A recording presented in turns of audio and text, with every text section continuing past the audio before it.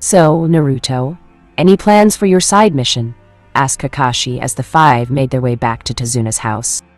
He wasn't on guard duty since the client took a day off to relax, and Naruto was kind enough to station a few clones outside the client's house, just in case Gato or Zabuza decided to attack. Not sure yet, but I have time. I can either go for Gato now, or I can do so after we defeat Zabuza. Either way is good, and I'm not in a hurry to get it done, he answered with a shrug. Besides, considering this is a tyrant businessman we are dealing with, I am quite sure that he would be betraying Zabuza after he gets rid of Tazuna. Why do you say that? The Junin asked curiously. Naruto shrugged while watching Team 7 talk to each other, especially Sasuke, who was no longer an emo, talking to his teammates as equals. It's his M.O. He is a businessman through and through, and a successful one at that. Considering that he hired a missing nin, he is not obligated to pay Zabuza when the job is done. I'll bet my bank account that he will end up double-crossing our Zanbatu-wielding friend, sooner or later after he is done with his contract, Naruto said casually before taking a long pull from the lit cigarette before breathing out the smoke. Kakashi chuckled, remembering the ruckus Naruto caused during one of the poker sessions at Anbu HQ. Considering your luck, I'm not going to take that bet. Ibiki and Anko warned me that you are quite good in profiling criminals and you have the devil's luck. They are still angry that they always lose to me at poker, asked the blonde as his lips quirked into a smile. It's not my fault that they suck at the game. Getting 7 royal flushes in a row, Kakashi pointed out. It's a game of chance, Kakashi-san. The point is that they suck and I don't. Naruto said smugly. He made a killing that night, and Ibiki now owed him a favor. He didn't cash the favor yet, since he might need it in the future. Anko wasn't able to pay, but the quick look at her assets was payment enough. He giggled, remembering Anko's bountiful blessing. Kakashi merely shook his head and decided to drop the topic. His mind was focused on the potential battle tomorrow. His gut instinct was screaming and he knew what that meant. Tomorrow would be the day that he and his team would be facing the Demon of the Mist, and only one group would be coming out alive. The one-eyed Junin hoped that it was his group. Here's Chapter 4. Chapter 4. Naruto woke up when he heard a scream coming from below. He immediately put on his white coat and followed the noise until he found the source. 2 thugs were making their way towards Tsunami, while Inari stood between them. Eyes full of fear, but there was determination there. It would seem that his hunch was right. Gato was definitely a sleazebag. It was obvious that the tyrant was going to use Tazuna's daughter and grandson as a bargaining chip to get his way. Naruto would have none of that. He used his speed to appear in front of the 2 thugs, a palm over their hearts. Chakra burst. Naruto whispered as a blast of tightly controlled chakra flew out of his palms that liquefied their hearts. They dropped dead as blood leaked out of their eyes, nose, and mouth due to the force of his attack. He lit a cigarette and took a long pull before breathing out the smoke. He turned to Inari, who was looking at him in awe, and patted the boy on the head. Good job there, boya. You did good protecting your mother. Despite your attitude, I knew there was a hero in there somewhere in that body of yours. Anyway, considering that Gato is aiming for you, I suggest that you stay here and avoid leaving the house. I'll leave some of my clones to keep guard while I check out the bridge. Naruto created 6 clones who immediately took up defensive positions around the house before making his way to the bridge, hoping he wasn't too late. Naruto arrived at the bridge to see the mist dissipating. He saw Kakashi's signature technique impaling Zabuza's heart while Team 7 took out the fake hunter nin but left him alive since he was still breathing. He heard a clap somewhere behind the dissipating mist until it cleared enough to see Gato with an army of thugs and mercenaries behind him. Ha! Some demon. He couldn't even take care of a bunch of weak shinobi from the leaf. The midget Gato shouted in malicious glee. Too bad you killed him. I really wanted to put the man in his place. Oh well, at least I'll take you guys out before I kill Tazuna and destroy his bridge. Not on my watch you don't. Naruto murmured as he stood beside a tired Kakashi. You all right there, Kakashi-san? Kakashi, replaced his Hitayate over his Sharingan eye before answering. My chakra is depleted.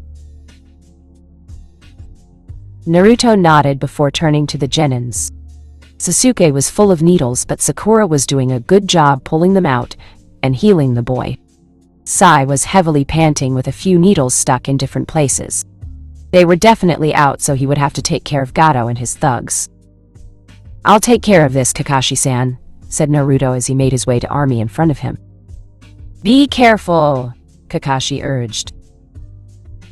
I'm always careful, answered Naruto before swinging both of his arms to the side as 10 green chakra threads flew out of his fingers. Let the dance of death begin, he murmured before blurring out of sight as the scream started. Team 7 couldn't take their eyes off the carnage in front of them. They couldn't see Naruto, but the white blur was enough to know that he was the one dispatching the mercenaries. Flickers of green seemed to wade through the bodies of attacking thugs before they were sliced to ribbons. Blood, flesh, and bones were flying everywhere. Sakura already threw up her lunch while Sai and Sasuke were holding it together, though they looked a bit pale as they witnessed the massacre in front of them. Kakashi looked the scene with a blank face since he already knew what Naruto was capable of. He read one of the reports a year back about a bandit group attacked a merchant caravan. Naruto was protecting with a rookie genin team. It was a bloodbath. Naruto stood in front of Gato without speck of blood on his clothes. Despite the number of thugs he killed, he was quite clean. "W are you?" exclaimed the fearful midget. The name is Uzumaki Naruto, but for cowards and tyrants like you, they call me Shinigami. Naruto told the man with a bloodthirsty grin that scared Gato even more. Please, have mercy. I'll give you anything why you want. Just spare me. Gato stuttered out fearfully, unable to believe that single man could decimate his army. 300 heavily armed men were cut to ribbons without an ounce of mercy. Since he was behind his troops, he saw everything. The teen in white would appear and disappear as if he was an apparition. Death followed his footsteps. The Shinigami given human form clad in a white coat. Let me think. Nah, said Naruto before placing a finger on the quivering man's forehead. For your crimes against the people of Wave, your sentence is death. Die. He growled as a beam of pure chakra flew out the back of Gato's head before the man slumped down, dead to the world. Naruto stared at the man coldly before turning on his heels, making his way to the downed Team 7 to see if they were all right. Since Gato was dead, Naruto had no reason staying in Wave. It had been 2 days since he killed the tyrannical businessman and his army. He already ransacked the man's mansion of everything he could get his hands on.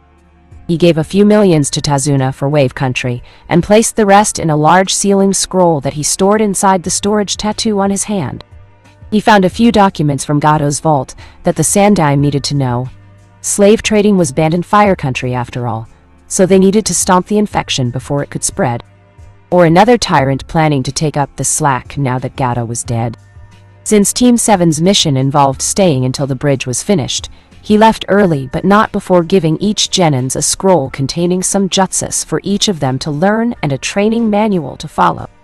He did promise them after all, and Uzumaki Naruto never breaks a promise if he could help it. It took 5 hours to get to Konoha with his speed and immediately reported to the Hokage for a debriefing. He surrendered the documents to the aged leader, who in turn gave it to an Ambu to be handed to Ibiki to end the slave trade in the country once and for all. I take it that you also took Gato's wealth as well? The Sandame asked, though he already knew the answer. Naruto was meticulous in his work, if nothing else. Naruto nodded as he sat by the window, blowing smoke out into the wind. I gave half of it to Wave Country. The rest are still with me. I'll split it up into 3, 1/3 for me, 1/3 for Team 7, and 1/3 for the village. I hope that's all right with you, old man. That's fine. It's yours to do as you wish, and it's kind of you to give some to Team 7, the aged leader said with a smile. Hey, they did all the hard work. They took down Zabuza and his partner, all I did was off Gato and his thugs. Naruto said with a shrug. Gato and 300 of his men. The Hokage pointed out the omission. He already knew everything that happened since the blonde reported everything in detail. Details, Naruto said dismissively. So, is there anything else, old man? I have some research I need to do. Actually, there is. I want you to join this year's Chunin selection exam. You want me to what? Naruto exclaimed in disbelief. He couldn't remember how many times the old coot brought up the promotion, and he was getting tired of it. You're not deaf, the Hokage chided. I want to nominate you as a candidate for the exam. I can easily promote you to Chunin since you're qualified to be one already, but I know you wouldn't take it. Heck, with your very impressive mission accomplishment, I can even promote you to Junin right off the bat if not for the uproar it would cause. Damn right I wouldn't. You know I'm happy as a genin forever. Naruto said, leveling the smirking Hokage a glare as if daring him to challenge his declaration. Yes, I know. You told me that over 100 times already. However, I want you to move up the ranks. Sarutobi Hiruzen sighed, showing a weakness that made Naruto frown. I'm getting old, Naruto-kun, and I have a feeling that this will be my last year as Hokage, so I want to make sure that you have the rank to back you up when I'm gone. I don't need protection, Naruto said indignantly before giving the aged leader a pointed look. What do you mean this will be your last year as Hokage? Is there something I need to know about? The Sandaime nodded, his face turning serious. I received a report from Jiraiya via messenger toad that Orochimaru is planning to attack Konoha during the Chunin selection exams. I know that he's set on destroying the village, but I know that there is an ulterior motive behind this. Your joining the Chunin selection exam serves two reasons. 1. To grant you a promotion without causing problems. I think you know the civilian council is still out for your blood, and Danzo is still adamant in training you as a weapon. If you're Chunin, then you have an added protection to their machinations. Fine. I'll join the exam if you really want me to, Naruto said with a sigh, finally giving in since he couldn't deny the fact that the Sandaime was right in his assumptions. Despite the fact that the Shinobi Council was on his side of the fence, the elders, especially Danzo and the civilian council, could still make his life miserable with their machinations. What's the second reason? I want you to keep an eye out for Orochimaru. I'm sure that he will be infiltrating the exam, so I want you to use your considerable talents to find him. You don't need to engage him, just report everything you find out and I'll handle the rest. Sounds like an S-rank mission, Naruto said with a gleam in his eyes. It is an S-rank mission, unofficially of course. He added the last part to drive his point home. I'll take it then, Naruto agreed. How can I join the exam if I don't have a team? I know there's a rule that a complete team is necessary to take the exam. Correct, but an apprentice can take the exam if they are qualified enough, and if approved by the apprentice's master. I haven't removed your status as an apprentice and Anko already gave her permission. She said it along the line of, hell yeah! Let him join and kick everyone's ass. I'll make a killing betting on him, the Sandaime said in amusement with Naruto chuckling. Since you already have permission, you can join the exam without problems. Fine, I'll attend the exam. This could be fun and I'm quite bored lately doing nothing but missions and researching on bettering my techniques. Considering that genins from other villages would be attending, I'm sure I'll get a few research ideas from them. Anyway, when is the exam and how many villages signed up? The exam is in 2 weeks. I received a confirmation that teams from Suna, Kumo, Kusa, and Taki joined up. A new village that goes by Otogakure also signed up, but only a single genin team joined. Sarutobi said with a frown. Otogakure. Sound? That's definitely new. Naruto mused. Anything we know about this new village? The only thing we know is that the village is hidden somewhere around Rice Country. We don't know who the leader is, and Jiraiya's spies weren't able to infiltrate, much less find the village in question.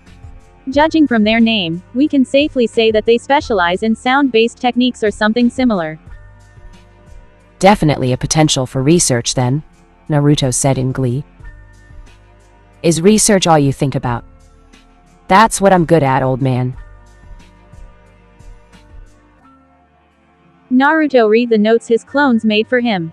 Sure, he would get the memories of his clones when they dispel, but a journal was quite useful since it was almost impossible to keep track of everything even with his control over his mindscape. The new entries in the journal detailed the clones' experiment in perfecting the different nature transformation other than wind. The reason for this was his disbelief that shinobi could only have 1 or 2 elemental affinity. Those with bloodline may acquire 3 depending on what their bloodline was. However, Naruto disabused that fact since it was quite possible to acquire different affinities given time and training. He mastered wind since it was his affinity, and already working his way to finishing the different exercises for fire. That was the reason why he was able to use Sasuke's jutsu without hand seal, since he was already familiar with the way neutral chakra converts to fire. The journal detailed his clone's achievement in earth, lightning, and water. Thanks to his access to the shinobi section of Konoha Library, he had all the elemental affinity exercises and delegated his clones to perfect them. If he was to gauge his progress, he was 100% wind, 80% fire, 20% water, 10% earth, and 10% lightning. Mastery would take a while for the last 4 elements, but he didn't mind. He has plenty of time to master them thanks to his clones. He closed his research journal before his eyes strayed to the piece of paper containing a note from the Hokage. It forbade him from bringing out Kurama during the exam for reasons that it would cause a panic of epic proportions if the bijou was seen in public. Kurama raised quite a stink upon hearing that, but quieted down when Naruto pointed out that he didn't need the headache. The civilian council and the elders would cause if they found out that he could bring out the most powerful bijou in the elemental nations as a summon. However, the note also mentioned that he could bring out Kurama if, and only if, the situation demands it. If Orochimaru pushed through with his planned invasion, then Naruto would gleefully bring out Kurama with 4 tails of his power to decimate any summons coming their way. Since Orochimaru held the snake summoning contract, Naruto was sure that giant snakes would be making an appearance during the invasion. Kurama drooled at the thought of burning the snakes down to ashes, and a treat if the snake boss was one of them. Naruto burned the letter with a small concentrated burst of chakra before making his way out of his makeshift lab underneath his apartment. He needed to meet with Team 7 to give them their share of Gato's loot. Besides, he wanted to gauge how they were doing with the training program he gave them, as well as test them on the jutsus he gifted the genins. Naruto knew that Kakashi would be nominating them for the Chunin selection since he heard from Anko that Team 8, 9, and 10 were being nominated as well. Those jutsus would definitely help considering what they were up against. What happened to Haku? Asked Naruto as he watched Team 7 face off against 2 of his clones in a friendly spar, though it was far from being friendly since his clones were being merciless in giving the 3 a beating for the trio to gain battle experience other than improving their individual skills. I don't know how it happened, but Haku and Sasuke bonded. They became friends while we're watching Tazuna as he finished his bridge. I don't know what Sasuke did, but it broke Haku out of his suicide funk. He went back to Kiri to join the Bloodline rebels liberate the country. He told me that it was Zabuza's wish to topple the Yondaime Mizukage, so he's going to join the anti-government faction and lend a helping hand. Kakashi explained before wincing when he saw one of Naruto's clone axe-kicked Sai into unconsciousness. Do you have to be so rough on them? Naruto shrugged. They asked for it. Besides, I was trained by Anko this way, and I find pain to be an effective medium in teaching someone a lesson they will never forget. He explained to the one-eyed Junin with a slightly sadistic smirk on his face. Anko isn't really a good role model. Kakashi deadpanned. And you are, returned Naruto with a raised eyebrow as if daring him to disagree. Touch!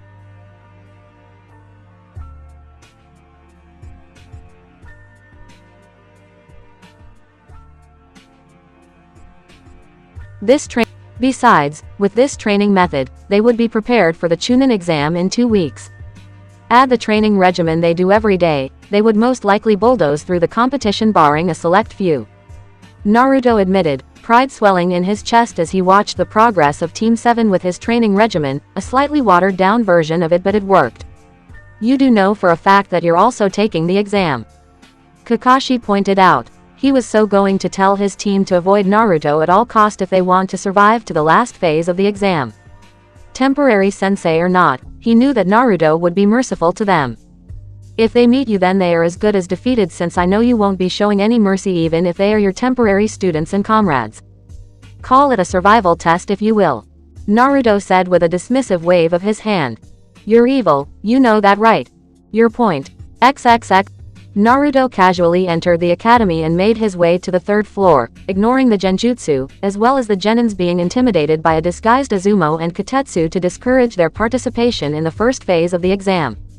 However, he stopped and palmed his face when Sasuke pointed out the genjutsu. He turned around and approached the idiot before bonking him on the head with a fist, earning a snicker from Sakura and Sai, who watched the two in amusement. Why in the world did you open your trap, Sasuke? Naruto almost growled at the Sharingan-wielding boy who was nursing a bump on his head. But they were using a genjutsu. I just had to point it out. Sasuke whined. His time at Wave under Naruto's influence definitely mellowed him out. He was no longer the monosyllabic moron he was during the academy and was letting his emotions out. Did you ever think that the genjutsu was placed there for a reason? A reason? Oh, I don't know, maybe, to eliminate the competition. Naruto growled out with pure sarcasm in his voice. Sasuke blinked. I didn't think of that. He said dumbly before he was bonked again. Ow. That's for not thinking, said Naruto before turning to a snickering Sakura. Why didn't you stop him? You know how hard-headed he is, Naruto-sensei. She deadpanned before snickering again. Naruto sighed. You can drop the sensei now, Sakura. I'm done teaching you 3, so drop it. He told the pinkett, who merely shrugged. Sure, Naruto-sensei, said Sakura, causing Naruto to groan. Ah, you're hopeless. All 3 of you are hopeless. Naruto sighed before gesturing for them to the stairs. He raised his hand just in time to catch a kick. Not now, Lee, he said irritably to a genin wearing green spandex and sporting a bowl-cut hairstyle. Yash, you're as youthful as ever, Naruto-kun, shouted Lee before he was forcefully thrown to a wall courtesy of an annoyed Naruto. He collided so hard that his body left an indentation before comically sliding down to the floor. Damn it, Lee. Tone down your volume. Sheesh. Guy really made a mess turning you into his mini-me. One youthful idiot is enough for this village. Lee jumped up as if nothing happened before giving Naruto his patented teeth-sparkling smile. Yo, Yash, said Lee, toning down the volume when he saw Naruto raise a chakra-coated fist. He may be a glutton for punishment, but he wasn't suicidal, and annoying Naruto in a bad mood was definitely suicidal. Why did I ever agree to this exam?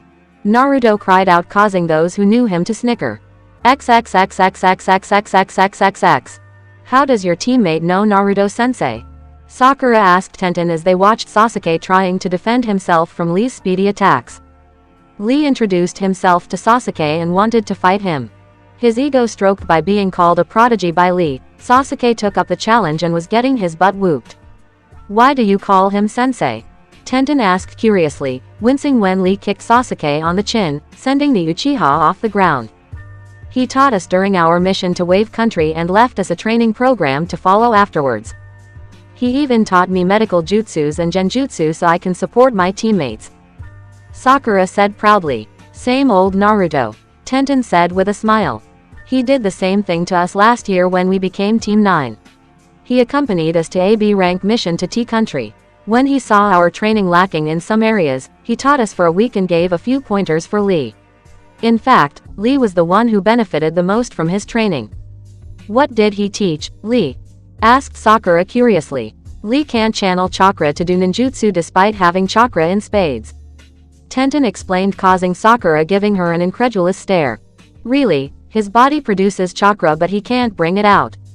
Naruto taught him a unique way to channel chakra to augment his physical strength and speed. He still can't do ninjutsu or genjutsu to save his life, but he can use chakra for body augmentation since it is all internal. If you don't believe me, check out Lee as he fights your teammate. You should see his muscles bulging at different intervals. Sakura curiously observed Lee and definitely noticed what she was pointing at. You're right. Is that because of Naruto-sensei's training? With her limited understand of human anatomy taught to her by Naruto, muscles shouldn't bulge that way. It was unnatural and totally new to her. Naruto taught him that. According to Gai-sensei, Naruto is considered a chakra sage by the Junins due to his unparalleled control over his chakra and his knowledge of its intricacies and use. Not even the Hokage or the legendary medic, Tsunade-sama, can match him in the way he uses and channels his chakra to produce amazing techniques.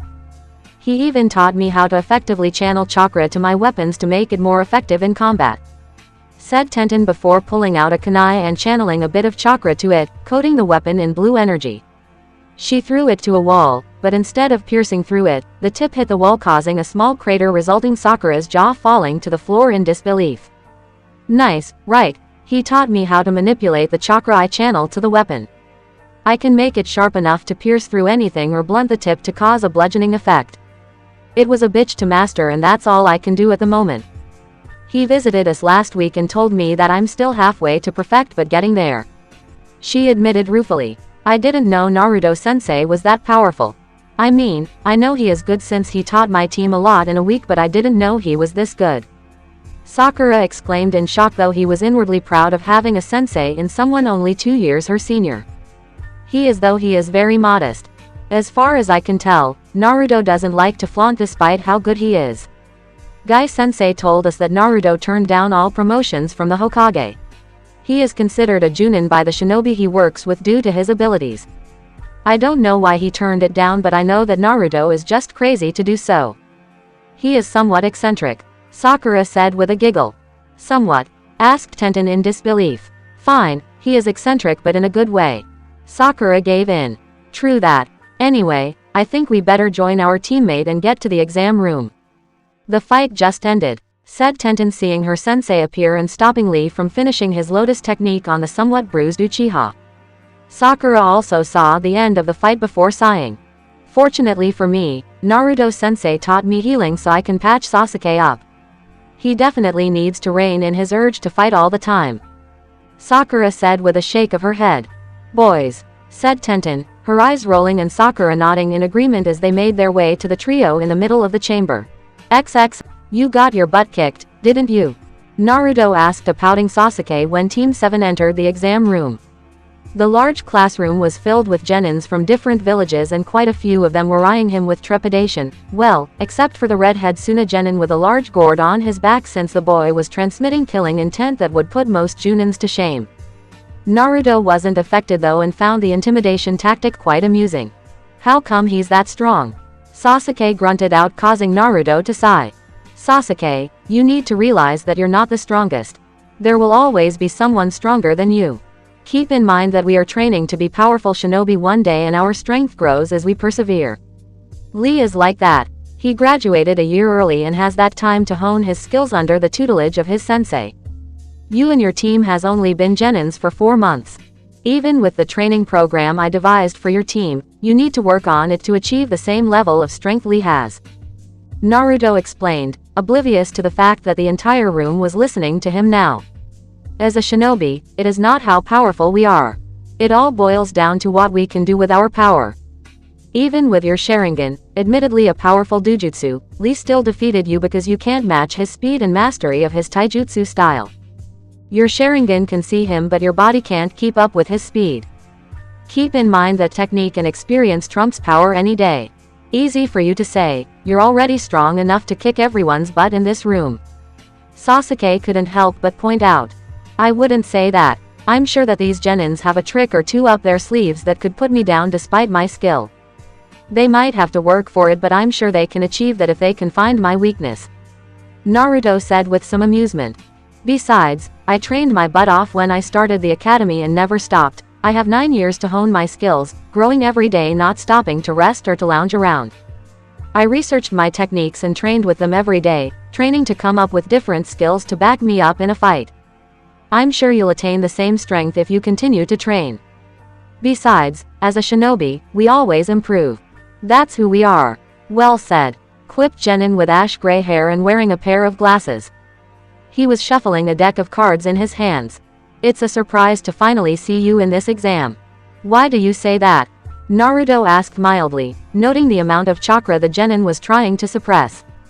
It might have fooled everyone but not someone who mastered chakra. This Genin has chakra to rival Kakashi and then some. My name is Yakushi Kabuto. Kabuto introduced himself, not afraid of broadcasting his identity to everyone in the room. It's quite a surprise to see someone of your caliber here, Naruto-sama. Everyone turned to Naruto when they heard Kabuto add an honorific to his name.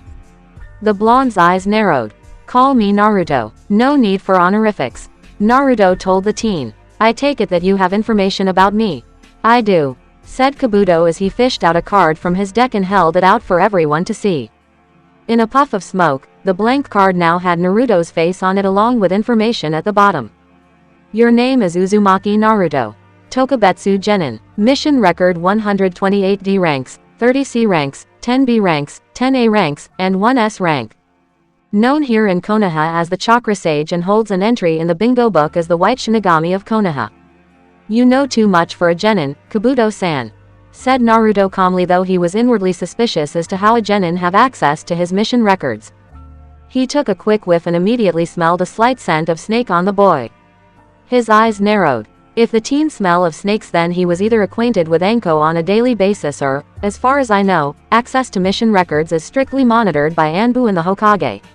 It's quite suspicious for a Genin to have accurate information that only a Kage should know. Kabuto blushed, though Naruto saw that it was faked. I didn't get my info from the archives, Naruto-sama. I've been a Genin for 7 years now and I value information no matter how trivial it is. I asked around when I find someone interesting and you're definitely interesting. Besides, most of the information I got was from the bingo book. I see. That's good, said Naruto with a smile, though the boy's casual admittance screamed fake. He was so going to keep an eye on him and report this to the Hokage. Carry on then. Kabuto turned to the rest of the Konoha Genins. This exam is very dangerous. Suna, Kusa, Taki, and Kumo are attending the exam and we can safely say that they brought their best. There's even a contingent from a new village called Otogakure, though I am sure that they're not as dangerous compared to the rest. Kabuto boasted. It was after this declaration that a masked Genin from Oto attacked Kabuto but was able to dodge it. However, everyone was surprised when Kabuto's glasses cracked and heaved his lunch on the floor. Oto is the strongest in the elemental nation. Put that in your cards.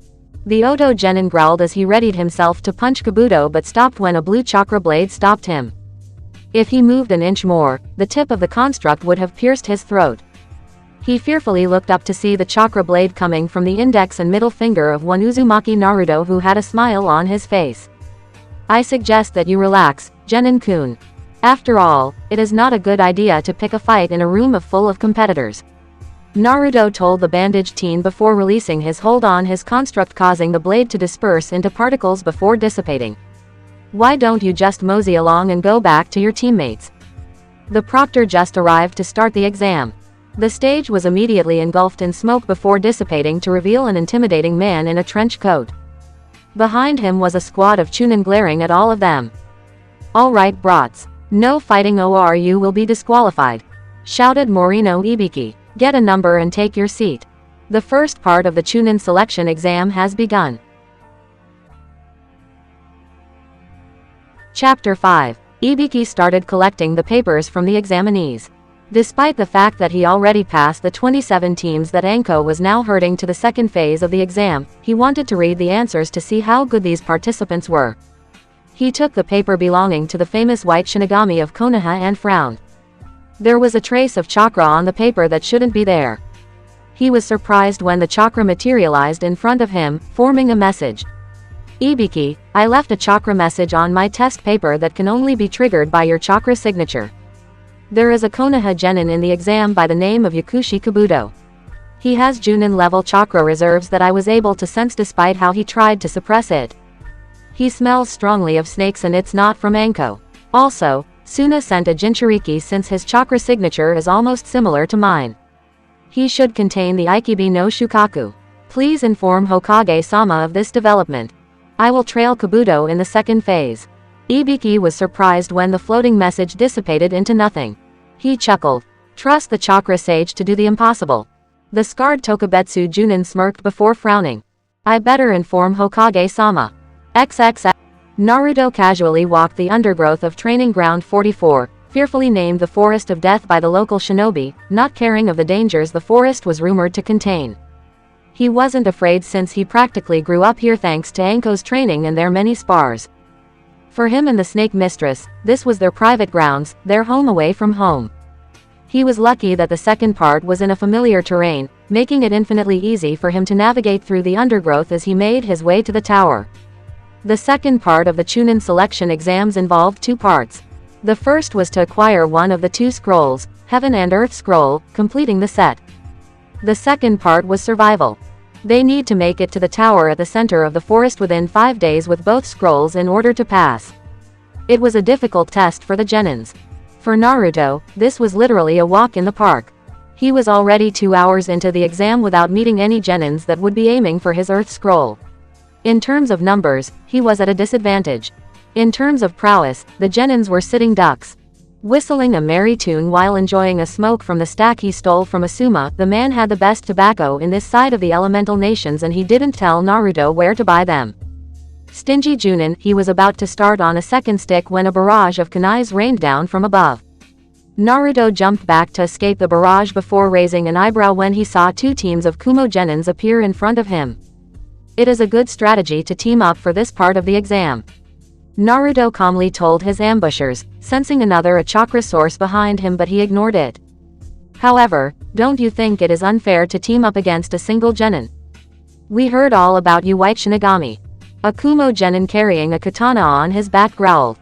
The Raikage gave us strict orders to kill you when we get the chance. The Raikage wants to capture little old me. Naruto asked in amusement and curiosity. What did I ever do to your Raikage? As far as I know, I have no beef with Kumo. Shut up, tree hugger. You killed a lot of our Junins. He wants you put down like the rabid dog you are. Growled another Kumo genin, this one slapping a large mace on his palm. Well, it's not my fault that my mission conflicts with theirs. I aimed to incapacitate, but since they aimed to kill me, I returned the favor. Said Naruto as he lit another cigarette while dodging a shuriken and flipped back to evade a swing from a katana. He kicked the katana-wielding genin on the head strong enough to knock him out before materializing a chakra-made kunai and throwing it in one smooth motion at another genin approaching him from the back, blowing the genin's head off since he created the kunai as a bludgeon instead of piercing. It would seem that the 2 teams in front of him were decoys while another one was hiding to ambush him. Not on his watch. 2 down, 7 more to go. Get him, growled the apparent leader as he flipped through hand seals. Raiden.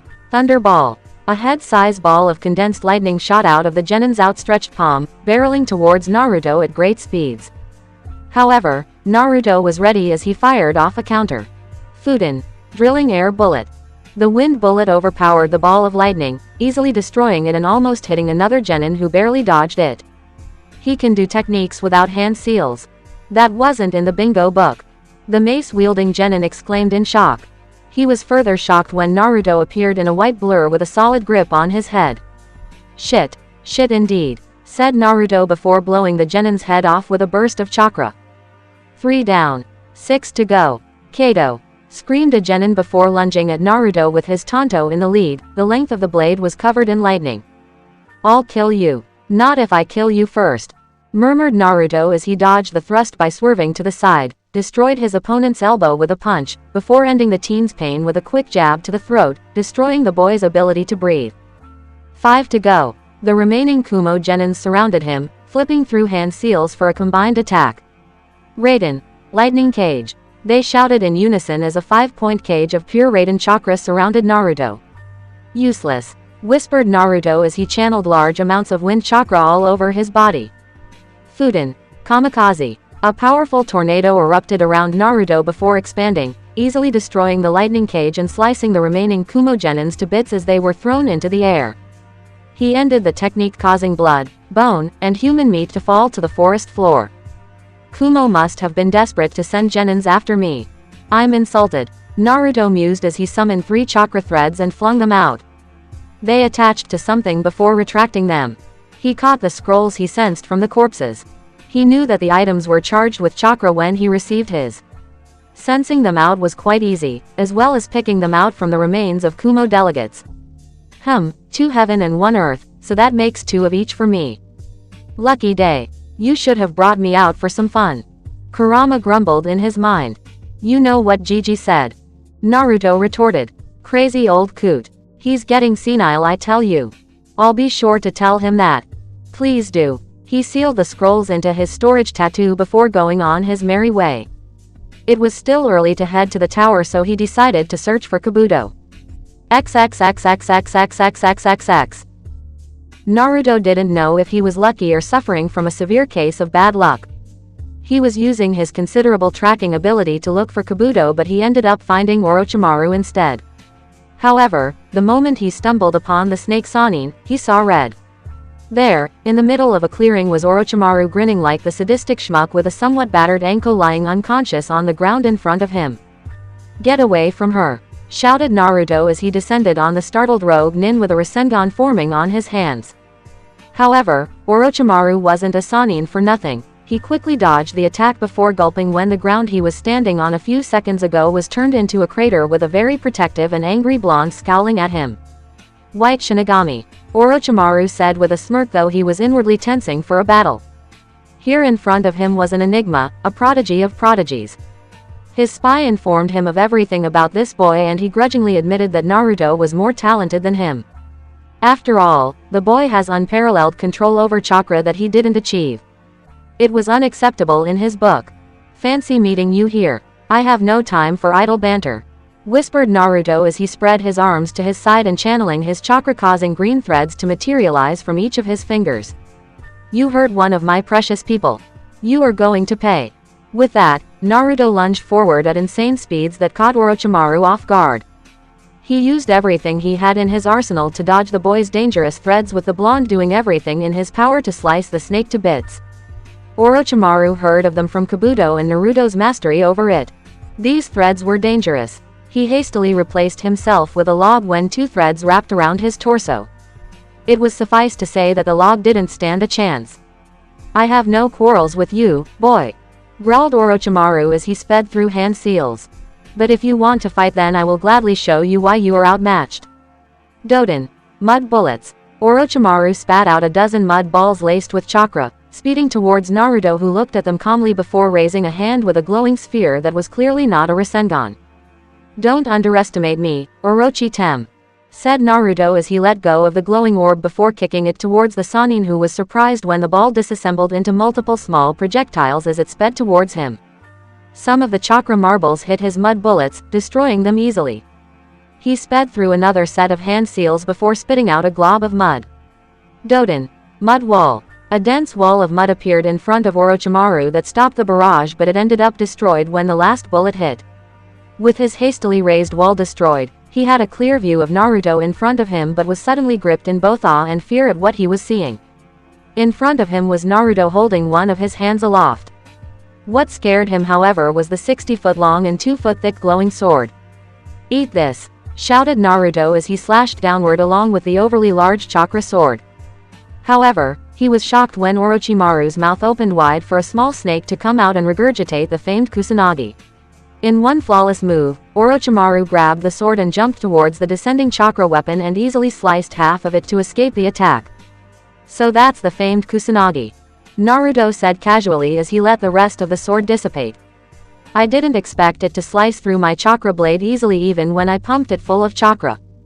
You clearly underestimate me, Naruto-kun.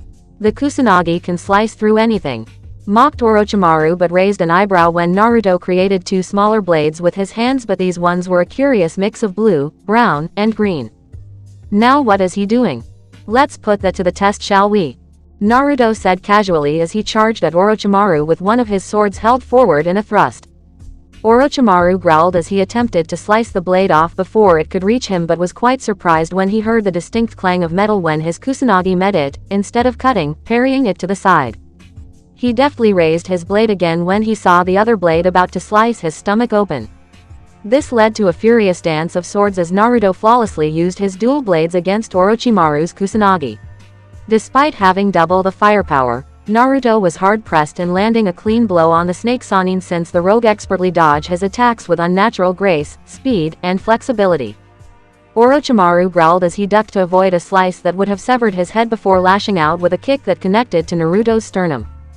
The blonde grunted before jumping back to regain his bearings since the hit was laced with chakra, so it hurt a bit. He felt Kurama healing the bruise and the crack on his ribs. "Why can't my Kusanagi cut your ridiculous chakra construct?" growled Orochimaru. This was the first time his Kusanagi failed him. What did the boy do? He thought angrily. "And you call yourself a scientist?"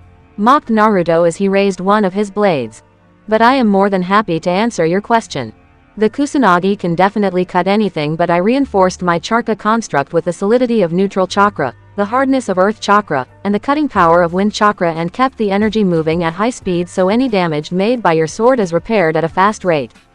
Add these factors together and you have a powerful blade that can match your stolen blade. I will not let a young upstart mock me," snarled Orochimaru as he slammed his hands on the ground, causing a large smoke to materialize to clear a few seconds later to reveal a large snake with the snake summoner standing on top of its head. The sight of the snake made Naruto smirk. "My turn, Tem." Doing the exact same gesture as the Sannin, Naruto slammed his hand on the ground to summon his partner, Kurama, that easily matched the snake's size. "Finally you brought me out, brat," said Kurama before seeing the suddenly fearful snake summon in front of him. He licked his chops before letting out a seductive purr. "Hello, lunch." The snake Sannin and his summon gulped when he saw the Kyuubi with all of his 9 tails looking at them as if they were the main course in a buffet. After bringing out Kurama, Orochimaru bolted and left his summon to deal with Naruto and a rather hungry Biju. It was safe to say that Manda has one less snake in his army and Kurama enjoying a thoroughly barbecued meal a la snake. After sending out Chakra Flare to alert the Anbu to Anko's location, he set off to resume his search of Kabuto. He didn't find the elusive Genin, but he did sense the Suna Jinchuriki's chakra but ignored it since he wasn't the target of his suspicions. It was 2 days later that he stumbled upon Team 7 and Lee facing off against the Odo Genins, though he hid himself and observed the fight to see what Team 7 was capable of after their training. The fight dragged on with Lee saving the day but was incapacitated by the one with bandages. Sakura was currently healing an unconscious Sai while Sasuke was pummeling a spiky-haired teen who brought ink using Genin down. He wouldn't have minded the scene, but the flame-like tattoos covering Sasuke concerned him. It definitely concerned him when Sasuke easily dislocated the Genin's arms with a sadistic smirk on his face. Naruto noticed the unconscious female that served as the third Genin from the Odo delegate. "What in Kami's sagging bits is happening here?" shouted Naruto as he entered the clearing. He raised an eyebrow when Sasuke turned on him, the sadistic smirk turning into an evil grin that reminded him of Anko during one of her interrogation stint. "Finally, a worthy challenger for my newfound power," crowed Sasuke before disappearing from his spot and appearing in front of Naruto in a burst of unholy speed, a punch already aiming to knock a few teeth out of the blonde's jaw. Naruto frowned as he effortlessly batted the punch away and landed a chakra-enhanced punch to Sasuke's stomach that knocked the wind out of the possessed boy. He stepped to the side before rendering the teen unconscious with a chop to the back of the head. "What happened to Sasuke?" Naruto asked Sakura as he laid Sasuke on the ground, noting the flame-like tattoos receding to the back of the boy's neck. His breath hitched when he recognized the tattoo. "No way. A cursed seal. How did he get it? Wait, now I know why the pedo is in the forest. Damn it," he cursed. "Orochimaru masquerading as a Kusa Genin attacked us." Sai was easily overpowered and Sasuke took him on. While I was tending to Sai, I saw Orochimaru bite Sasuke-kun's neck. He fell unconscious and just woke up a few minutes ago when we were attacked by the 3 from Odo," reported Sakura before moving to Lee and started healing him. "They said that they were targeting Sasuke for reasons I don't know, and I don't know why Sasuke-kun is acting that way." "I see," said Naruto before flinging his hand to the side, chakra threads flying out of his fingers at blinding speed. Someone cursed before that certain someone was yanked back, bound tightly. "It would seem that we have a survivor." Dosu didn't know what happened. When Kin was knocked out by the pink-haired bitch, he immediately hid when he saw the Uchiha destroying Zaku. He planned to stay in hiding until they left to retrieve his teammates but was surprised when he felt something bind him and yanked out of his hiding spot. He grunted when he landed on the ground with a loud thud. He looked up to see someone that made him pale in fear. Shit. Dosu cursed that amused his captor. Hello there, Naruto said cheerfully, twitching his finger causing the threads binding Dosu to tighten. Dosu screamed in pain when he felt two of his ribs crack. Naruto let the scream die down before asking his question. What is your name? I'm not telling you anything, growled Dosu, trying his hardest to ignore the pain his ribs were causing him. Wrong answer, said Naruto. He channeled a bit of Raiden chakra to the threads that electrocuted his captive. He didn't have enough control over his Raiden chakra, but he had enough for interrogation. He ignored the screams before changing the threads, element back neutral. Let me ask you again. Who are you? Dosu stayed silent but screamed his throat hoarse when Naruto channeled more Raiden chakra into the thread. He was about to pass out when the torture stopped. I merely asked for your name, Genin-kun. If you don't tell me, then I will be torturing you for hours. Trust me, I can keep you conscious throughout our session, Naruto warned. He made a mental note to thank Anko for the lessons in torture and interrogation. Dosu. My name is Dosu, screamed the incapacitated Genin, hoping that he won't be tortured again. See, that wasn't so bad, Naruto said cheerfully. Now, why did you specifically attack Sasuke?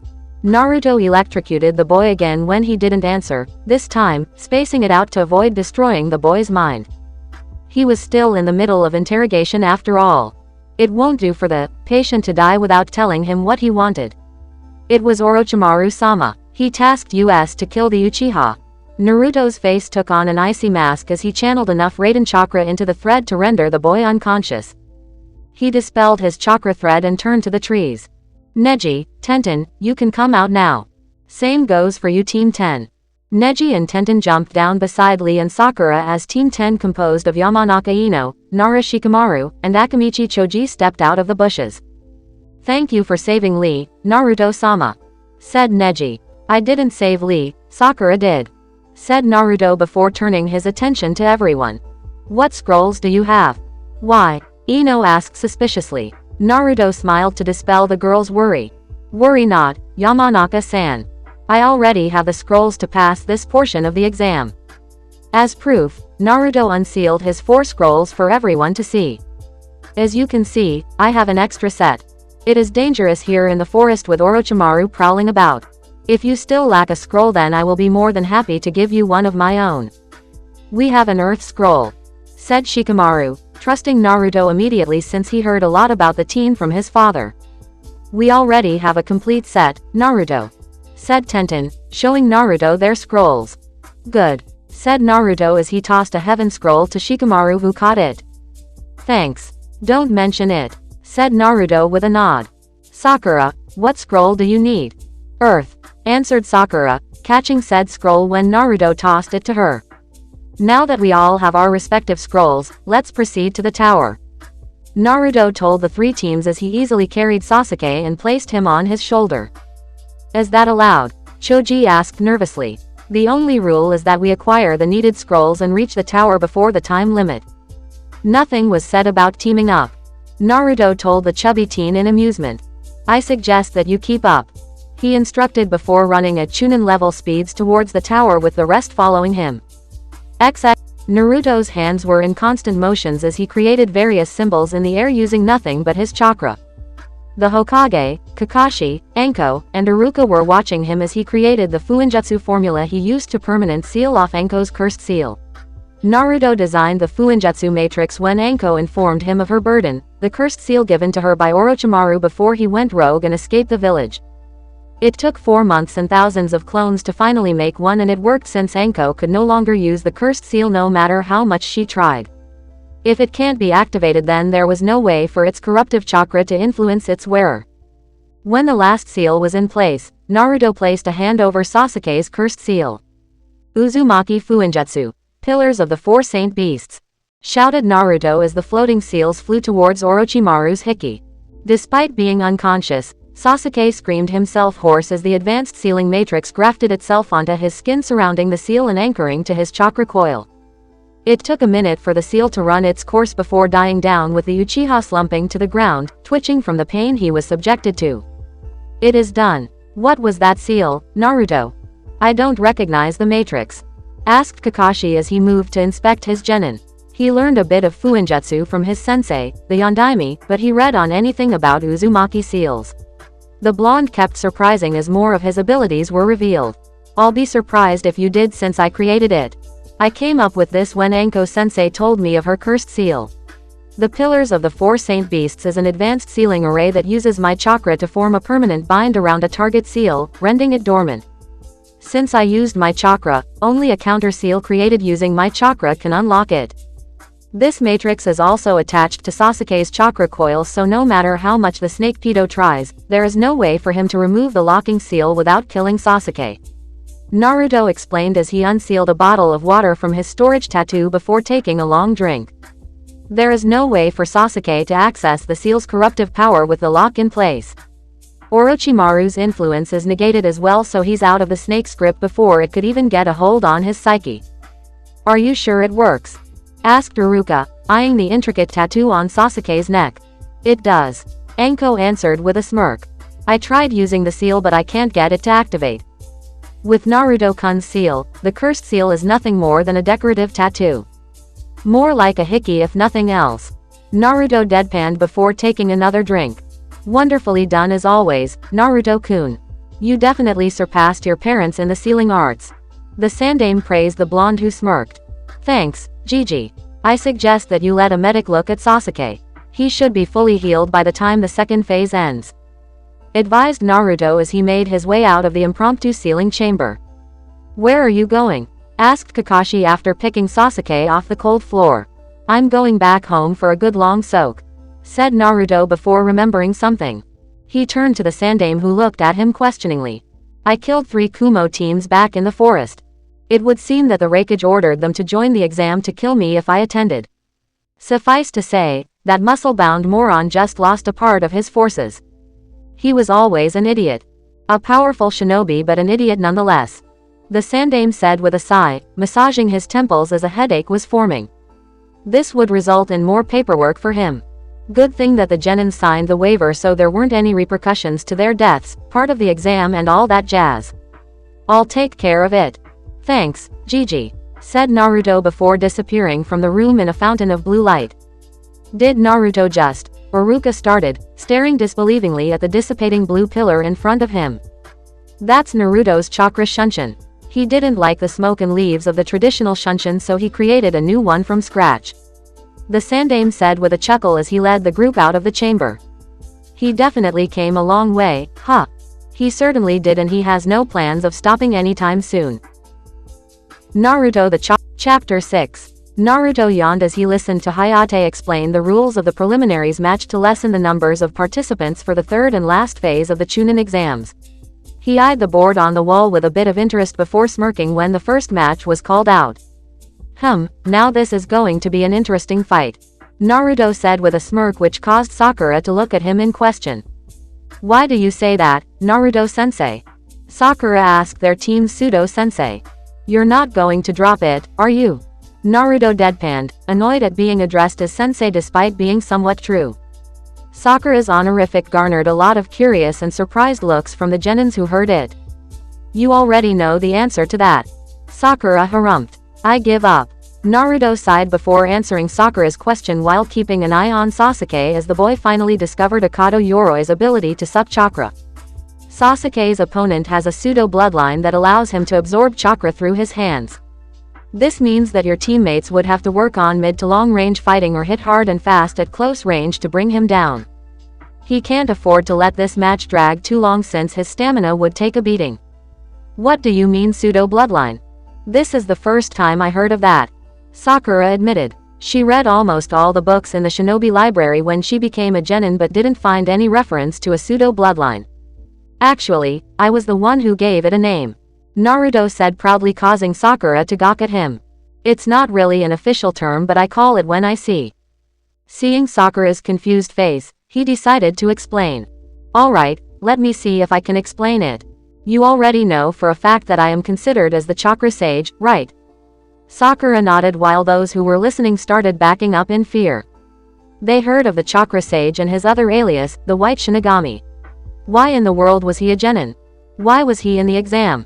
Is the Hokage mad? Many of the competitors gulped and starting praying to any deity who was listening that they wouldn't be paired up against the blonde. A bloodline is a unique hereditary ability. More or less, it allows a person to use a unique set of skills or abilities that others could not. For example, the Byakugan of the Hyuga clan gives them the ability to see through object that also results in giving them a 360-degree visions. He didn't broadcast the fact that there was a flaw to their perfect sight. After all, they were in a competition, so being a tattletale wasn't nice. Same also with Sasuke and his Sharingan. A pseudo-bloodline is an acquired ability that behaves similar to a bloodline. If the right conditions are met, anyone can create a unique ability through hard work, study, and practice. This is what Akado Yoroi achieved. He was able to turn his chakra into a magnet of sorts that sticks to an opponent's chakra and absorb it as his own. Besides, you and your teammates have a pseudo-bloodline as well. What? Exclaimed a surprised Sakura. Let me see. Tell me if I'm wrong. Before I taught you the tree walking exercise, you only know the leaf floating and leaf sticking exercises, correct? Sakura nodded, not trusting her voice to answer. You got the tree walking exercise in 10 seconds flat when you walked up your tree. No one has ever gotten that exercise in that short a time. This means that you are inherently capable of controlling your chakra, your small reserves notwithstanding. This is the reason why I chose to teach you medical jutsu and genjutsu, since your perfect chakra control would be a boon to you in those two fields. In regards to Sai, tell me this, are there any other shinobi or kunoichi in Konoha that can infuse chakra to ink and use it to create animated constructs? Now that you mention it, Sai is the only one I know who can do that. Sakura admitted before turning to her teammate. You're the only one who can use your ink jutsus, right? Sai nodded, his face showing no emotions, though he was inwardly surprised at how accurate Naruto was in his summary. Chakra sage indeed. Well, now that you understand the concept of pseudo-bloodline, take the time to interview some of the shinobi in Konoha, you will find out that there are plenty of them who acquired and cultivated such abilities. Said Naruto before a smirk appeared on his face. Oh look, Sasuke's done. Sasuke was definitely done. He was able to surprise his opponent with a quick taijutsu attack that left Yoroi stunned before firing off small fireballs from his mouth with only one hand seal. After being declared the winner, Sasuke walked up to the stands where Naruto and his teammates were before the blonde addressed him. I see that you've been practicing. A bit weak still, but you're getting there. Naruto pointed out with a smile that made Sasuke grin. I'm still working on familiarizing how my chakra is molded without hand seals, so that's all I can do on such short notice. Sasuke shrugged nonchalantly, but he was inwardly happy to achieve such a feat. I can definitely see that. You're in the right track. Give a year or two, you could do most of your jutsus without hand seals. Let me know if you need any tips. Naruto offered as he gave the Uchiha a pat on the back. Did your hickey act up? No, I'm grateful that you were able to seal it. Thanks, sensei. Sasuke said with a smirk, since he knew the title was an annoyance to the blonde. Not you too. Naruto mourned, causing Team 7 to snicker. Naruto was shaken awake by Sakura. The match after Sakura, where both she and Ino knocked each other out, was boring as hell. He took a nap after telling the resting Sakura to wake him up when it was his turn to show off. What is it? Naruto asked groggily as he rubbed the grit out of his eyes. It's your match now, Naruto-sensei. Sakura told him with a smirk on her face, since she already knew what's going to happen. Huh? Naruto asked stupidly before his eyes strayed to the board. Inuzuka Kiba, must be Hana's little brother. He murmured before standing up and patting the back of his pants. He walked over to the railing to see his opponent already down in the arena with a cocky smirk on his face. I better get this over and done with. With that, he jumped high into the air and began his descent. However, instead of falling down, he used chakra to create invisible stilts that connected to the ground and gently lowered himself, similar to an elevator, garnering a lot of incredulous and surprised looks from the spectators. He touched the stone floor with his white coat flapping a bit before settling down, his hands not even exiting his pockets. Sorry for being late. I fell asleep. Naruto told Hayate, who nodded. No worries. We didn't wait long anyway. Said Hayate before going into a coughing fit, which Naruto saw was faked. After all, he was the one who removed the swordsman's ailment a year back after studying the disease and coming up with a chakra-based technique to scoop the problem out of the man's lungs. Are you ready? The two nodded. Fight, he shouted before jumping out of the way since he didn't want to experience what Naruto was about to do to the poor boy. Kiba settled down into a taijutsu stance while eyeing his overly calm opponent. His sensei, Yuichi Kurenai, warned him to be careful of the blonde and to use everything in his power to defeat him. If it was starting to become dangerous, then he should forfeit immediately. He didn't understand why he should, so he ignored that order. However, he had no problems going all out since that was what he wanted to do, to tell everyone in the area he was the alpha male. It was a minute later that he finally lost his patience since Naruto was whistling without a care in the world. Hey, aren't we going to fight? Kiba growled in irritation, causing Naruto to level his lazy gaze at him. Yes, we are in a fight. I was actually waiting for you to make the first move. He drawled lazily. He punctuated his point by releasing a wide yawn of boredom. A tick mark appeared on Kiba's head before lunging forward with a loud cry, his clawed hands taking a swipe at Naruto's midsection, in which the blonde didn't bother to block. Naruto merely jumped back a bit, resulting in Kiba missing by a scant inch from his target. Growling in anger, Kiba attacked again, this time unleashing combos after combos that Naruto dodged with ease without any wasteful movements. He was also dodging Akamaru's lunges easily while keeping up with Kiba's attacks. To the spectators, they likened Naruto's move to a dance. It was 5 minutes later that Kiba was slouched, panting from the effort of trying to hit his opponent, who was looking for something in his many pockets. Akamaru was also looking quite winded from trying to get a bite out of the blonde, was panting on his side, his tongue comically on the side of his jaw. Take me seriously, damn it. I am, as soon as I find what I'm looking for, aha! Naruto exclaimed triumphantly as he pulled out his hands to showcase the items he was looking for, a cigarette lighter and a pack of cigarette. He easily flipped the lid open with a thumb and made a chucking gesture, causing a stick to pop out halfway from the pack. He pulled it out completely with his lips and lit it up with the lighter. He took a long pull before breathing out the smoke with a loud sigh. That hits the spot. Rage gripped Kiba and was about to attack when he felt a hand on his shoulder. Surprised, he looked over his shoulder to see his opponent standing calmly behind him. Flabbergasted, he looked at the area where his opponent was to find an afterimage already fading. What speed! He wasn't prepared when he felt the hand leave his shoulder before something impacted on the middle of his back, sending him flying forward and crashing to the wall with a loud crack before sliding to the ground in the daze. He groggily pulled himself up, ignoring Akamaru, who was whining beside him. He shook his head to get rid of the cobwebs before facing his opponent, who was now giving him a serious look. Inuzuka Kiba, you are a very powerful genin specializing in taijutsu and Inuzuka-based ninjutsu involving your canine partner. You will go far in your shinobi career. However, Naruto's face took on a grim countenance. You let your emotions rule you, and your desire to fight will get you killed one day. What are you talking about? Growled Kiba. He felt so humiliated being treated like a kid whose hand got caught in a cookie jar. First, when the match started, you let my calm exterior fool you. Instead of being calm yourself and study your opponent, you immediately jump to the conclusion that your opponent is not taking you seriously, which is not true. Overridden by your emotions, you attacked me without bothering to plan, nor did you take the time to study me and come up with ways to easily defeat me. With that said, Naruto disappeared to appear in front of Kiba with a hand on his chest. You need to train more and control your emotions. Chakra palm. A burst of pure chakra flew out of Naruto's palm to slam into Kiba's chest. Naruto drastically lessened the output since he wasn't aiming to liquefy the boy's organs. Instead, he made it so that it had a bludgeoning effect. The resulting force of the blow blew Kiba back to the wall, spread-eagled with a crater behind him. He tilted his head to the side to dodge Akamaru, aiming to gouge his eyes out, and easily slapped the dog to the side with a bit of chakra added to knock the dog unconscious. Akamaru! Shouted Kiba despite the pain he was in.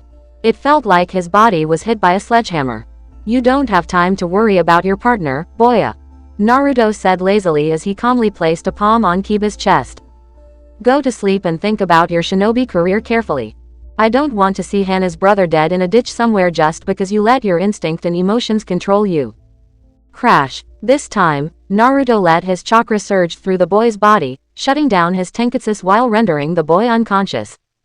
Naruto sighed again before placing his hands on his coat's pockets and strolled back to the stands, totally ignoring the silence that permeated the air and the announcement of his win coming from Hayate. That was harsh, came Kurama's voice in his mind. It was meant to. Hana is a good friend of mine.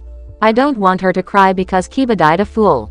If it takes a harsh beating to cram that lesson into his head, then so be it. Good point. Kurama mumbled before his tone took on a leering tone.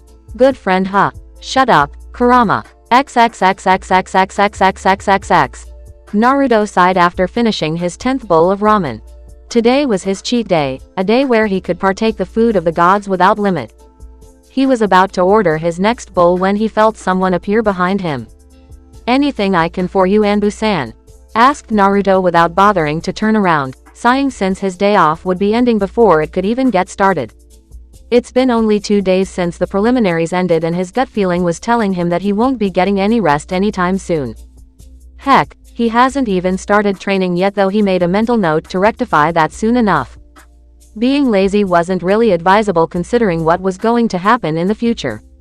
Hokage-sama requests your attendance in his office, Uzumaki-san, said the Anbu before disappearing in a swirl of smoke and leaves. I guess I'll only be eating 10 bowls today, Naruto murmured as he placed some money on the counter before calling out to the ramen chef who was already preparing his next bowl. Thanks for the food, Tyuki Jiji. Ichiraku Tyuki appeared from the back and frowned at the 10 empty bowls on the table. You're going on a diet, Naruto-kun. I'll be out of business if you do, the chef said, sadly causing Naruto to laugh. The day I stop eating ramen is the day I'm committing suicide, Tyuki Jiji, Naruto said jokingly, which in his mind, wasn't far off the mark. Actually, I have to cut my cheat day short since the Hokage is looking for me. Ah, carry on then, said Tyuki in understanding as he started ferrying the bowls to the back to be washed. Come back when you're free, Naruto-kun. I don't want my number 1 customer to go hungry now. Will do, said Naruto before exiting the ramen stand. He decided to walk to the Hokage's office since he wasn't in a hurry. It took 10 minutes to get to the Hokage's office and entered immediately since the old man was free. He noticed that the Hokage wasn't alone. Jiraiya Kyofu. He greeted the white-haired man in the room. It would seem that his godfather, Jiraiya of the Sannin, came back for another quick visit. He was mostly out of the village, sometimes for years on end because of his spy network, an important asset to the village. When did you get here? I heard from Gigi that you were in Kumo checking on your spies there. I was but decided to come home. I got here a few hours ago. You're looking good, Yaki, said Jiraiya with a smirk. I heard from Sensei that you took care of the Uchiha seal and advanced to the 3rd round of the Chunin selections exam. Good job. Thanks, Kyofu. Besides, I took care of the cursed seal to give the pedophile a headache and to protect Sasuke. The kid is already coming out of his shell and it would be a shame for Orochimaru to ruin his future like he did with Anko, Naruto said with a smirk before turning to a relaxed Sandaime. Why did you call me here for, Gigi? I didn't. It was Jiraiya who actually wanted you to come here and meet with him, replied the Sandaime, his eyes not straying from the scroll he was reading with a serious frown on his face. Naruto recognized the scroll as Jiraiya's report. Whatever was written inside must be serious for his surrogate grandfather to take it seriously. He decided to play ignorant since this wasn't his concern. Well, it wasn't his concern unless he was going to be involved in it in one form or the other. Oh, that's a first, Naruto noted as he eyed the grinning toad sage. Well, I'm here now, so what are we going to talk about? I plan to take you out for a bit of training and I think it's fine time that you get the last part of your father's legacy, Jiraiya told the curious teen. Last part of his legacy? Naruto asked with a tilt of his head. I already mastered the Rasengan, though I didn't add any element to it yet since I want to master some affinities before I do so. I know how the Hiraishin works, but I'm still coming up with my unique formula before using it since it's draining to use father's Shiki instead of my own. So, what legacy are we talking about? You know that your dad can summon toads, right?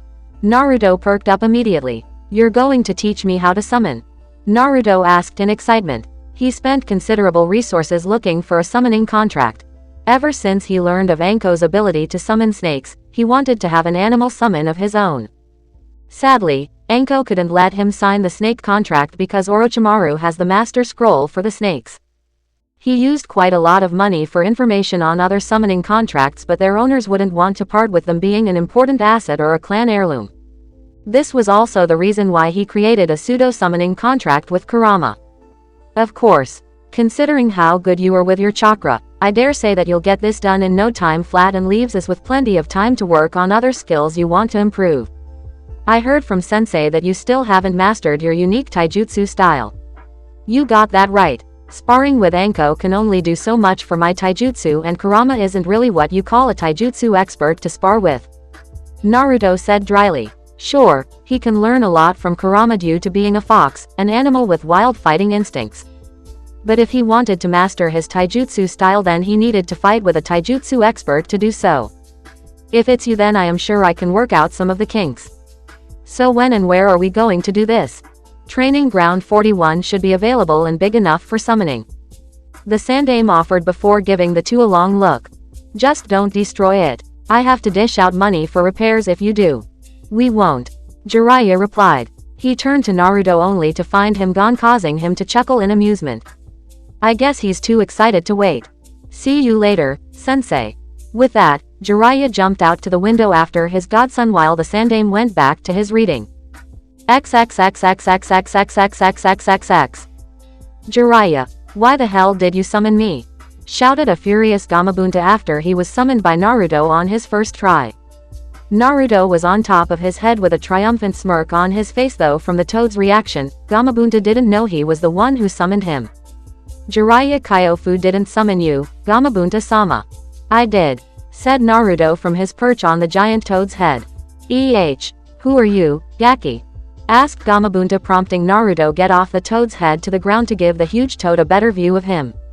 Uzumaki Naruto, or if you prefer Namikaze Naruto, the son of Namikaze Minato and Uzumaki Kushina. Naruto introduced himself with a polite bow to the talking amphibian.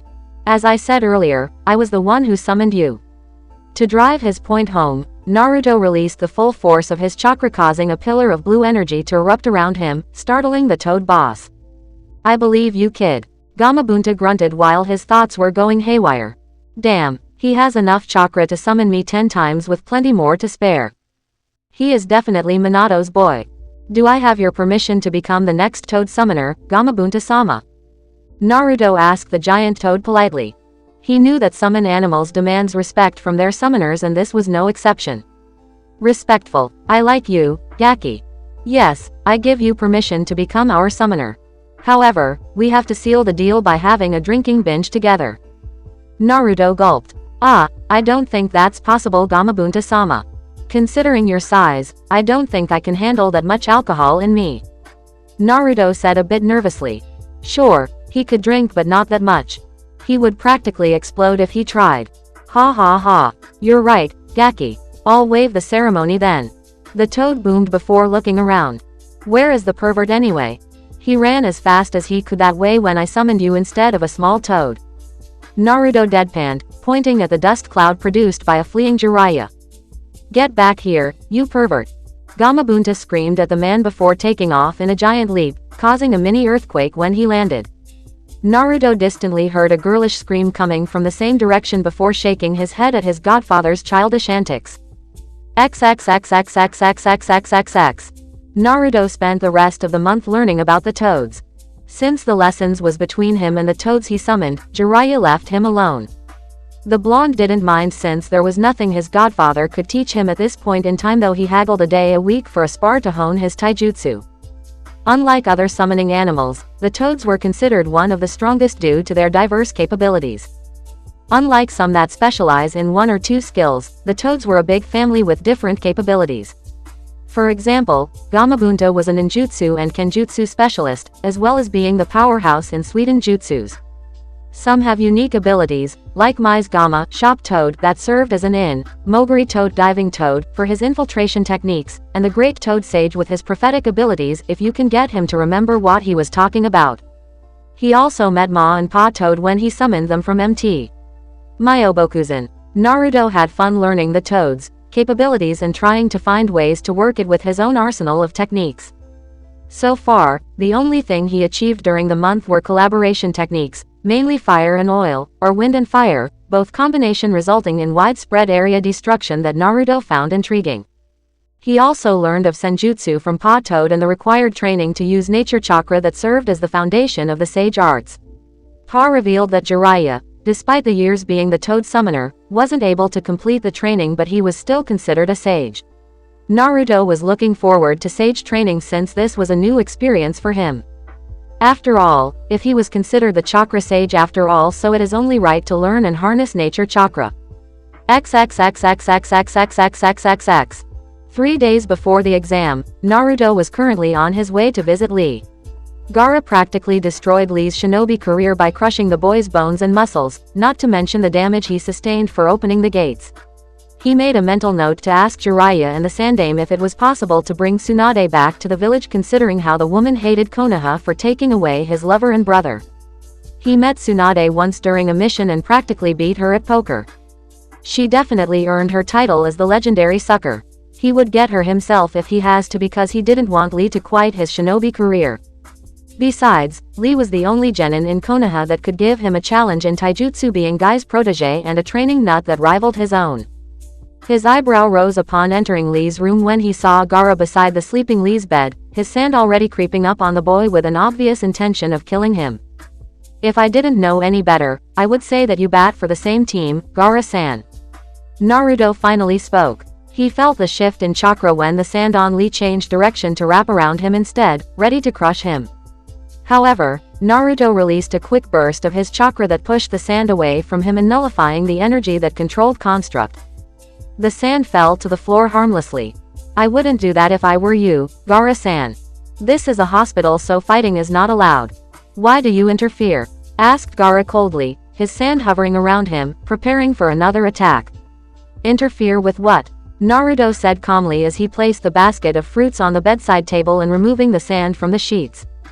Killing a downed opponent. Yes, he has to die to prove my existence.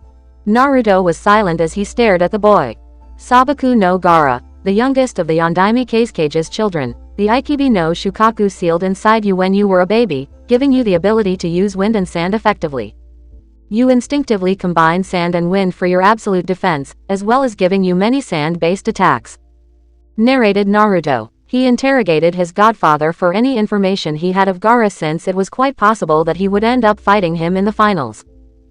You have assassins after you from your own village since you could remember, and you changed from a frightened boy into a killing machine of mass destruction when someone close to you tried to kill you on orders from the Yondaime Keisage, your father.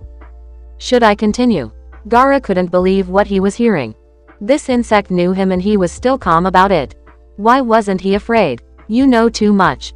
I must dispose of you, said Gaara, but before he could react, he felt something cover him from head to toe, effectively immobilizing him. He couldn't believe that his sand didn't react to this. He saw numerous blue strings coming out of Naruto's fingers. With your current mindset, there is no way you can defeat me, Gaara. How could you? I was able to bypass your famed defense, and if I channel enough food and or Raiden chakra into my threads, you'll end up sliced meat or a charred corpse. Besides, said Naruto as he did a few one-hand seal, causing something to appear on his head in a haze of red chakra. The chakra combined to form Kurama, his 9 tails dancing behind him as he glared menacingly at Shukaku's containers. The fox looked quite menacing despite in chibi form. You may have the 1 tail inside you, my brother, but I have the 9 tails as a partner and comrade. You're out of your league. Gaara stared in fear at the 9-tailed fox on the blonde's head. He winced when his head was filled with his mother's fearful ramblings. Mother is afraid of you, Gaara said suddenly, eyeing the fox. HMPH. The voice you're hearing is not your mother, kid. You're Shukaku's container, so it is only reasonable that he's trying to influence you, Kurama said with disdain. Despite being his brother, he never did like Shukaku's self-destructing tendencies. Being sealed in that kettle for a decade must have rattled his brain or something. That shouldn't be possible. Wait a minute, don't tell me you were given a faulty seal, Naruto asked incredulous. He was a seal master, and seals used to create Jinchurikis should be powerful enough to stop mental intrusions from their beasts. What in the world was happening here? Gaara gave him a questioning look. I don't know what you're talking about, said Gaara in confusion before feeling the binds around him dissipate. What? Show me your seal, Gaara-san, Naruto demanded, his anger rising at the thought of someone in Suna deliberately giving Gaara an incorrect, or worst yet, a faulty seal. Why? Gaara asked, fidgeting when he felt the anger Naruto was exuding. Seeing Gaara getting uncomfortable, Naruto took a deep breath to calm down. A Jinchuriki is a Biju's container and should have a seal that can stop mental intrusions from your beast unless you initiate it. The seal should suppress the Biju to the point that it does not influence the container. Similar to mine, your seal should allow you to block any form of contact with your tenant even if you're using his power. If you are hearing voices in your head, then we can safely say that it's Shukaku and the seal you have is not stopping him from doing so. I want to see your seal so I can check the problem, and if possible, correct it. That's a good idea, Kit. Besides, it should give Gaara some sleep time without the overgrown raccoon taking over. His eye bags are so dark that he looks like a raccoon, said Kurama, eyeing Shukaku's container speculatively. That's a possible side effect of having Shukaku whispering to him every day, mused Naruto before turning to the redhead. So Gaara-san, would you mind if we go somewhere so I can check on your seal? Why should I trust you? The Sand Jinchuriki asked wearily. He wasn't one to trust easily even if he was faced with a friendly face. A powerful friendly face. Aside from the fact that I could have killed you already when I had you bound in my threads. You shouldn't, but it is a good idea if you trust me on this. Naruto replied rhetorically with an amused expression on his face. We are practically brothers. We are both Jinchuriki, so I don't see why we shouldn't help each other. Gaara stared at Naruto for a few minutes before nodding. I will show you the seal. Good, let's head to a training ground since I don't want any interruptions while I try to figure out what's wrong with it, said Naruto before making his way to the window. Follow me, he told Gaara before jumping out with the redhead trailing behind him. XXXXXXXXX. Naruto cursed to the high heaven after taking a brief glance at Gaara's seal when the redhead showed him. What's wrong, Kit? Asked Kurama in confusion. Despite being the most powerful Biju in the elemental nations, he couldn't make a hide or hair of Fuinjutsu no matter how much he tried. He did try with Naruto teaching him, but it was a wasted effort since the idea wouldn't stick. Whoever did the sealing was either suicidal, just plain stupid, or did it on purpose, answered Naruto before cursing again, oblivious to the confused look on Gaara's face. Explain, said Gaara, wanting to know what's going on despite enjoying the curses coming out of his brother. He made a mental note to try some of them since they were quite colorful. Naruto took a calming breath before answering. The seal you have is called the Three-Pillar Suppression Seal. It is a basic seal for temporarily suppressing a Biju's chakra within a host. In most cases, there should be other seals added to it to make it more effective. The Three-Pillar Suppression Seal effectively seals a Biju's power but not its consciousness. In other words, you can safely use all of Shukaku's chakra without any side effects, but Shukaku can easily connect to your mind and influence you, hence the lack of sleep. That is the reason why you are hearing his voice. To summarize, your seal is a power block but it lacked its opposite, a mental block, explained Naruto. Tell me, what was the last time you had any sleep? Gaara blinked before answering. Sleep? I never sleep, he answered, causing Naruto to stare at him in horror. So you haven't had any decent sleep ever since? The blonde asked immediately, wincing at the idea of spending 12 years without a restful night's sleep. As far as I can remember, sleep is something I haven't done, Gaara said with a shrug as if it wasn't anything new. Damn it, we are fixing that seal right now, Naruto declared. Take off your shirt, Gaara. Why? Asked the redhead, but he was already taking off his shirt, revealing the small seal matrix on his shoulder. So I can fix your seal right now. I'm going to upgrade your seal with a mental blocker so you can lock Shukaku out of your mind if you want to. Meaning, you won't be hearing any voices unless you want to converse with him or shut him up entirely so you can get some sleep, explained Naruto before seeing sand on Gaara's skin. While you're at it, you might as well take off the sand armor protecting you. The seal I'm planning to add must be directly applied on your old seal. Gaara nodded as he disengaged his sand armor. It peeled from his skin before dissolving into sand grains and flying back into his gourd.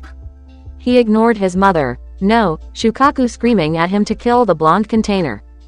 Even Gaara had the common sense to ignore that. He wasn't stupid enough to engage someone who could easily kill him or to upset Kyuubi, who was currently staring at him intently like a guard dog.